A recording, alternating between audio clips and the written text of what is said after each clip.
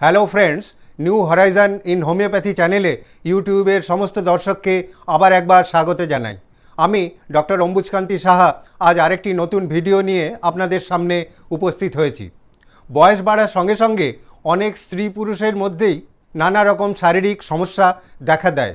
একেবারে কমন বাতের ব্যথা, স্পন্ডিলোসিস থেকে আরম্ভ করে ব্রেনের নানা রকম সমস্যা, high blood sugar, high blood pressure, হার্টের নানা রকম রোগ, পেটের নানা রকম সমস্যা, লিভার, কিডনি, প্যানক্রিয়াস, স্প্লিনের নানা ধরনের রোগ শরীরের মধ্যে বাসা বাঁধে।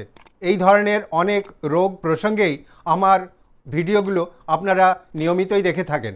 অসংখ্য ইউটিউব দর্শকদের অনুরোধে আজ আমি আমাদের ফুসফুস বা লাংসের এমন এক সমস্যা বা রোগ নিয়ে আলোচনা করতে চলেছি যা একটু বেশি বয়সের মানুষদের মধ্যেই দেখতে পাওয়া যায়, বিশেষ করে পুরুষদের মধ্যে।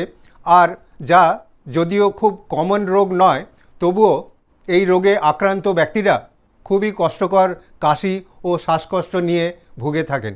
এই রোগটি হলো লাং ফাইব্রোসিস, যাকে ডাক্তারি পরিভাষায় বলা হয় পালমোনারি ফাইব্রোসিস।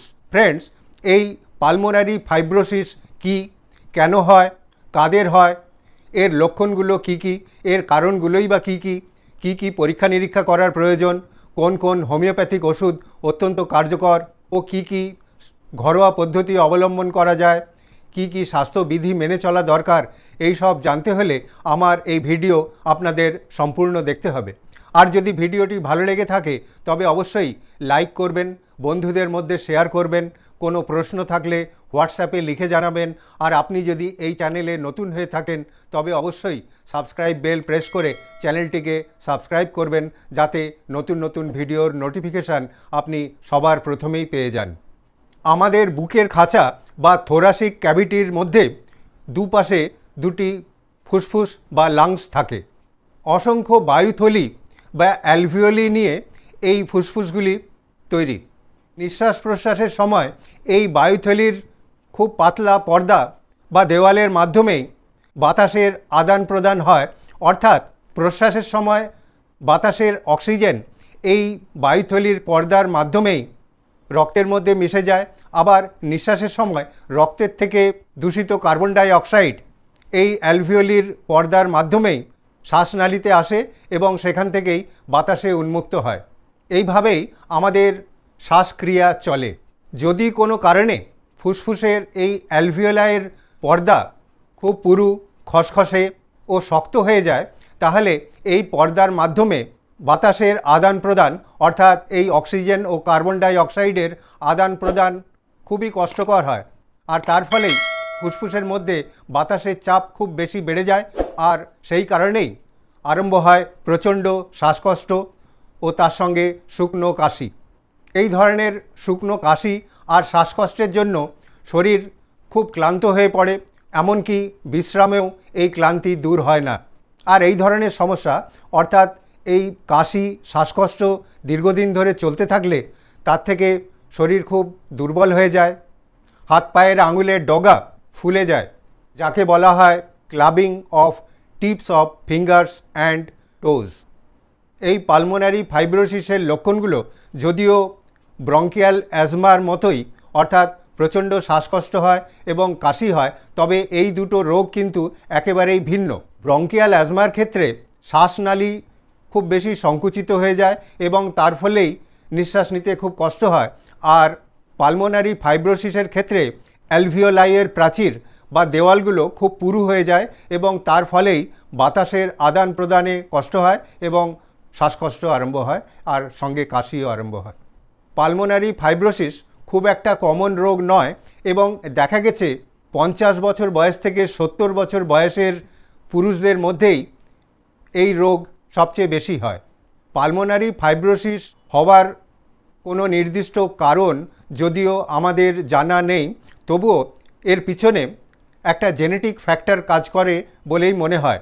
পালমোনারি ফাইব্রোসিস রোগে আক্রান্ত ব্যক্তিদের ফ্যামিলিতেও এই ধরনের রোগের ইতিহাস পাওয়া যায়। এছাড়াও পালমোনারি ফাইব্রোসিস রোগ হবার কিছু কিছু ট্রিগার কজ বা উত্তেজক কারণ থাকে, যেমন যারা খুব বেশি ধূমপান করেন তাদের অ্যালভিওলাইয়ের প্রাচীরে পুরু আস্তরণ পড়ে এবং তার ফলেই পালমোনারি ফাইব্রোসিস হয় এবং খুব শ্বাসকষ্ট ও কাশি হয়।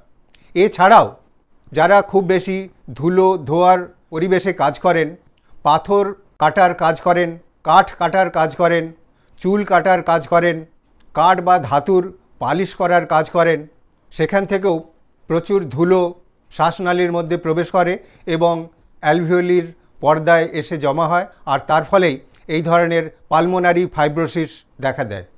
আবার কিছু কিছু অটো ইমিউন ডিজিজ যেমন রিউমাটয়েড আর্থ্রাইটিসে আক্রান্ত ব্যক্তিদের আর ক্যান্সারে আক্রান্ত ব্যক্তিদের কিমোথেরাপি বা রেডিওথেরাপি করার পরে পালমোনারি ফাইব্রোসিস হবার একটা প্রবণতা দেখা দেয়। যে কারণেই হোক, পালমোনারি ফাইব্রোসিসের কোনো রকম লক্ষণ দেখা দিলেই একজন অভিজ্ঞ চিকিৎসকের সঙ্গে যোগাযোগ করতে হবে। উনি শারীরিক নানা রকম পরীক্ষা করে ও কিছু কিছু পরীক্ষা নিরীক্ষা যেমন চেস্টের সিটি স্ক্যান করে, পালমোনারি ফাংশন টেস্ট করে, অক্সিজেন ডিস্যাচুরেশন টেস্ট করে, অন্য কোনো রোগ আছে কি না জানার জন্য নানা রকম ব্লাড টেস্ট করে ও প্রয়োজনে লাংস থেকে টিস্যু সংগ্রহ করে বায়োপসি করিয়ে বলে দিতে পারবেন এটা পালমোনারি ফাইব্রোসিস কি না, আর সেই অনুযায়ী যথোপযুক্ত চিকিৎসার ব্যবস্থা করতে হবে।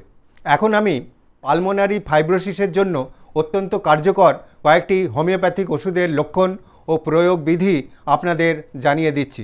প্রথমেই যে ওষুধের কথা বলবো সেটি হলো অ্যান্টিম টার্ট। অ্যান্টিম টার্ট লাংসের যে কোনো রোগের জন্য খুবই কার্যকর ওষুধ। এই পালমোনারি ফাইব্রোসিসের ক্ষেত্রেও দেখা যায় প্রচণ্ড কাশি হয়, খুব শ্বাসকষ্ট হয়, বুকে ঘড়ঘড় শব্দ হয়, মনে হয় যেন প্রচুর কফ জমা আছে, কিন্তু কাশলে এই কফ একটুও ওঠে না। এই সব লক্ষণে অ্যান্টিম টার্ট 30 বা 200 প্রতি মাত্রায় 2 বা 3 ফোঁটা হাফ কাপ জলের সঙ্গে মিশিয়ে সারাদিনে 2 বা 3 বার খেতে হবে। এরপর যে ওষুধের কথা বলবো সেটি হলো আর্সেনিক অ্যালবাম। আর্সেনিক অ্যালবাম কাশি শ্বাসকষ্টের জন্য খুবই প্রয়োজনীয় ওষুধ। এক্ষেত্রেও দেখা যায় প্রচণ্ড কাশি হয়, সঙ্গে শ্বাসকষ্ট থাকে, যা দিনের বেলা 12টার থেকে 2টো, আবার রাত্রেও 12টার থেকে 2টোর সময় বৃদ্ধি পায়। শুয়ে থাকলেও এই শ্বাসকষ্ট বা কাশি খুব বাড়ে এবং তার জন্য রুগীকে বিছানায় উঠে বসতে হয়। এই সমস্ত লক্ষণে আর্সেনিক অ্যালবাম 30 বা 200 প্রতি মাত্রায় 2 বা 3 ফোঁটা হাফ কাপ জলের সঙ্গে মিশিয়ে সারাদিনে 2 বা 3 বার খেতে হবে। এরপর যে ওষুধের কথা বলবো সেটি হলো ব্রায়োনিয়া অ্যালবা। ব্রায়োনিয়া অ্যালবা শুকনো কাশির জন্য খুবই প্রসিদ্ধ ওষুধ। এক্ষেত্রেও দেখা যায় খুব কাশি, কিন্তু কোনো রকম এক্সপেক্টোরেশন বা কফ ওঠে না, খুব শ্বাসকষ্ট হয়, আর দেখা গেছে একটু মাত্র নড়াচড়া করলেই এই কাশি বাড়ে, আর সম্পূর্ণ বিশ্রামে থাকলে কাশি অনেকটাই কম হয়। তাছাড়াও গলা, মুখ, জিভ খুব শুকিয়ে থাকে এবং প্রচণ্ড জল পিপাসা পায়। এই সমস্ত লক্ষণে ব্রায়োনিয়া অ্যালবা 30 বা 200 প্রতি মাত্রায় 2 বা 3 ফোঁটা হাফ কাপ জলের সঙ্গে মিশিয়ে সারাদিনে 2 বা 3 বার খেতে হবে। এরপর যে ওষুধের কথা বলবো সেটি হলো স্পঞ্জিয়া টোস্টা। স্পঞ্জিয়া পালমোনারি ফাইব্রোসিসের যে লক্ষণ তার জন্য খুবই উপকারী ওষুধ। দেখা যায় রুগীর প্রচণ্ড শ্বাসকষ্ট সঙ্গে শুকনো কাশি, মনে হয় যেন স্পঞ্জের মধ্য দিয়ে পেশেন্ট শ্বাস নিচ্ছে, খুব কষ্ট হয়, আর রাত্রে এই কাশি শ্বাসকষ্ট খুবই বেড়ে যায়। এই সমস্ত ক্ষেত্রে স্পঞ্জিয়া টোস্টা 30 বা 200 প্রতি মাত্রায় 2 বা 3 ফোঁটা হাফ কাপ জলের সঙ্গে মিশিয়ে সারাদিনে 2 বা 3 বার খেতে হবে। এই সব ওষুধের মধ্যে থেকে যে কোনো একটা সিলেক্ট করতে হবে এবং সেই ওষুধটাই খেতে হবে। এছাড়াও আরও দুটো হোমিওপ্যাথিক মেডিসিন আছে যা ক্রুড ফর্মে অর্থাৎ মাদার টিংচার ফর্মে নেওয়া যায়, যেমন জাস্টিসিয়া অ্যাথাটোটা মাদার আর অ্যাসপিডোস্পার্মা মাদার। এই দুটো ওষুধই প্রতি মাত্রায় 10 ফোঁটা করে 20 ফোঁটা হাফ কাপ সামান্য গরম জলের সঙ্গে সারাদিনে 3 বার খাওয়া যেতে পারে। এই ওষুধগুলো খেলে যেমন কাশি কমে, তেমনি শ্বাসকষ্টেও অনেক উপশম হয় এবং রোগী ধীরে ধীরে সুস্থ হয়ে ওঠে। হোমিওপ্যাথিতে এই সমস্ত ওষুধ ছাড়াও আরও অনেক ওষুধ আছে, সেই কারণে পালমোনারি ফাইব্রোসিসের কোনো রকম লক্ষণ দেখা দিলে একজন অভিজ্ঞ হোমিওপ্যাথিক চিকিৎসকের সঙ্গে যোগাযোগ করে তার তত্ত্বাবধানে তার নির্দেশ মতো ওষুধ খাওয়াই সবচেয়ে ভালো। এই সমস্ত ওষুধপত্র খাওয়ার সঙ্গে সঙ্গে কতকগুলো ঘরোয়া পদ্ধতি অবলম্বন করা যেতে পারে। কিছু কিছু স্বাস্থ্যবিধি মেনে চলতে হবে। যেমন যারা ধূমপান করেন এই অভ্যাস সম্পূর্ণ পরিত্যাগ করতে হবে। সারাদিনে প্রচুর পরিমাণে জল পান করতে হবে। ভিটামিন সি যুক্ত ফল খেতে হবে, যেমন আমলকি, নানা ধরনের লেবু ইত্যাদি। প্রচুর পরিমাণে সবুজ তরিতরকারি শাকসবজি খেতে হবে। এই পালমোনারি ফাইব্রোসিসের জন্য কড লিভার অয়েল খুবই উপকারী। এক্ষেত্রে এই কড লিভার অয়েলের লিকুইড ফর্ম বা ক্যাপসুল ফর্ম প্রতিদিন নেওয়া যেতে পারে। তাছাড়াও প্রতিবার জল পান করার সময় সেই জলে সামান্য পরিমাণ খাবার সোডা মিশিয়ে তা খেলেও এই লাং ফাইব্রোসিসের ক্ষেত্রে খুবই উপকার হয়। এছাড়াও vitamin D, vitamin C supplement হিসেবে নেওয়া যেতে পারে। এই সমস্ত করলে আর ওষুধপত্র খেলে পালমোনারি ফাইব্রোসিসের হাত থেকে অনেকটাই মুক্তি পাওয়া সম্ভব হবে এবং শরীর সুস্থ সবল স্বাভাবিক থাকবে।